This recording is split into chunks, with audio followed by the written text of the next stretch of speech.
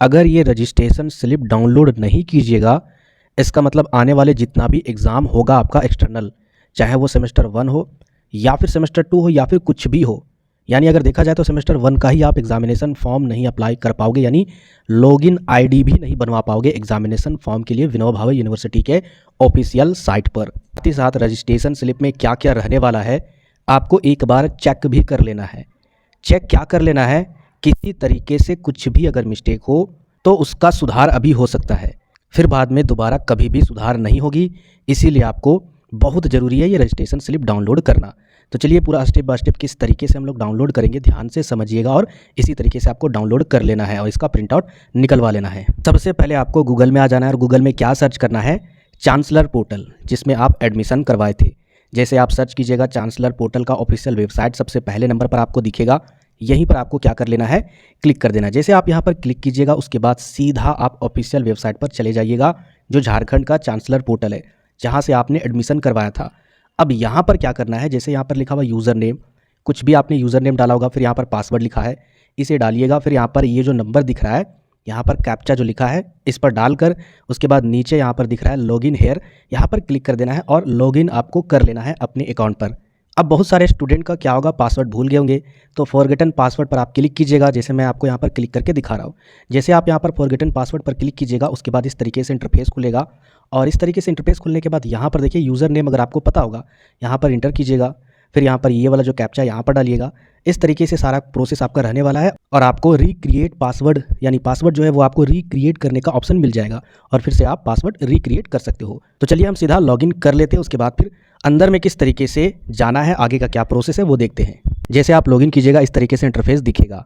अब यहाँ पर देखिए आपका नाम दिखेगा इस साइड में कोना में।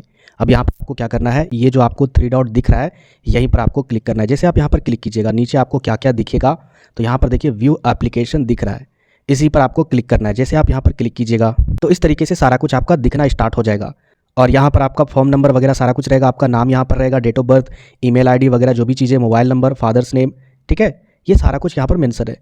अब यहाँ पर आप लोग ढूंढने मत लगिएगा कि अरे यहाँ पर रजिस्ट्रेशन स्लिप किधर है, डाउनलोड नहीं हो रहा है, यहाँ पर आपको नहीं मिलेगा। फिर से आप ऊपर आइएगा, ऊपर आने के बाद यहाँ पर आपको क्या दिखेगा, ये जो यहाँ पर लिखा हुआ एप्लीकेशन, यहीं पर आपको क्लिक करना है। जैसे आप यहाँ पर क्लिक कीजिएगा उसके बाद फिर इस तरीके से इंटरफेस रहेगा, जैसे यहाँ पर आपका दिख रहा है।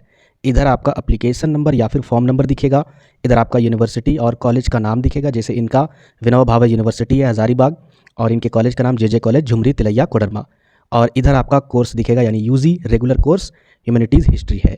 इसके बाद फिर आगे अगर बात करें तो यहाँ पर देखिए बहुत सारा ऑप्शन है, application, fee paid, admission confirmed by university, ये सारा कुछ स्टेटस दिखाता है कि आपका एडमिशन हो चुका है, किस डेट को हुआ है, ये भी यहाँ पर लिखा हुआ है। इसके अलावा यहाँ पर देखिए नीचे अगर आप आइएगा रजिस्ट्रेशन डन लिखा है, यानी इसका रजिस्ट्रेशन हो चुका है और इसके नीचे लिखा है रजिस्ट्रेशन स्लिप, इसी पर आपको क्लिक कर देना है। जैसे आप क्लिक कीजिएगा इस तरीके से इंटरफेस खुलेगा, ये आपका रजिस्ट्रेशन स्लिप है। समझ में आया? नीचे आइएगा तो यहाँ पर एक ऑप्शन मिल रहा है प्रिंट का, अपने मोबाइल में ही आपको क्या करना है, इस प्रिंट पर क्लिक कर देना है।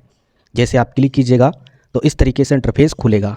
अब यहाँ पर देखिए ये आपका प्रीव्यू दिखा रहा है, अब प्रीव्यू में अच्छा खासा नहीं दिखाएगा तो एक बार क्या कर लेना है, बैक चले जाना है फिर से, और फिर से बैक जाने के बाद फिर से ये क्या कर लेना है, यहाँ रजिस्ट्रेशन जो स्लिप लिखा हुआ है इसी पर फिर से क्लिक कर देना है। जैसे आप क्लिक करोगे फिर नीचे आइएगा, नीचे आने के बाद फिर से यहाँ पर क्या कर लेना है, प्रिंट पर क्लिक कर लेना है। इसके बाद फिर देखिएगा कहीं ना कहीं ये दूसरे टाइप से दिखा, इस बार इस तरीके से अगर लंबा पूरा दिखेगा तब आपको क्या कर लेना है, डाउनलोड कर लेना है।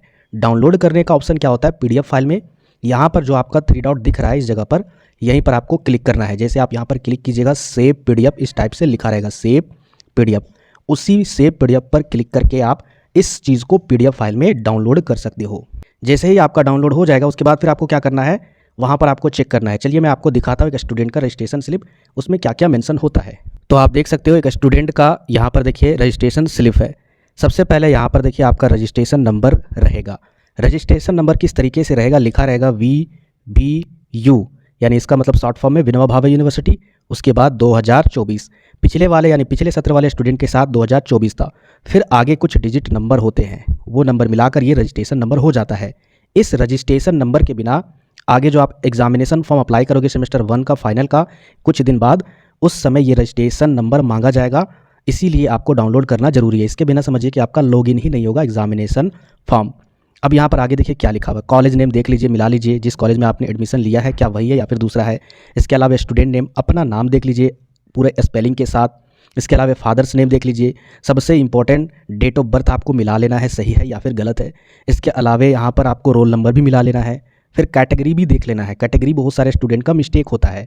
इसके अलावा यहाँ पर आपका सब्जेक्ट रहेगा, यानी जो आपने मेजर पेपर सेलेक्ट किया है वो यहाँ पर रहने वाला है। ये सारा कुछ मिलाने के बाद अगर आपका सही है तो इसे आप लेमिनेशन कर लीजिएगा, क्योंकि फ्यूचर के लिए मोस्ट इंपॉर्टेंट रहने वाला है। आगे जब आप कहीं भी किसी भी नेक्स्ट क्लास में भी अगर एडमिशन करवाओगे तो उस समय भी ये रजिस्ट्रेशन स्लिप इंपॉर्टेंट होता है, खास करके ये रजिस्ट्रेशन नंबर, इसके बिना कुछ नहीं होगा। बाकी इसके अलावा एक और इम्पॉर्टेंट बात, आप लोग अपार आईडी के बारे में ज़रूर सुने होंगे। अपार आईडी याद रखिएगा, ये जो अपार आईडी है इसको पहले एबीसी आईडी बोला जाता था, एबीसी आईडी। इसी आईडी का नाम बदलकर अपार आईडी रखा गया है। इस अपार आईडी के बिना याद रखिएगा आपको सर्टिफिकेट नहीं मिलेगी। आपसे रिक्वेस्ट है, जैसे कि इन स्टूडेंट का अपार आईडी नहीं सबमिट था, आपसे रिक्वेस्ट है अपार आईडी बनाकर रखिए। एबीसी आईडी या फिर अपार आईडी कहीं भी अगर आपको फिलअप करने का ऑप्शन मिलेगा तो आपको हर हाल में वो आईडी डालना होगा, उसके बिना आपका एग्जामिनेशन फॉर्म भी अप्लाई नहीं होगा।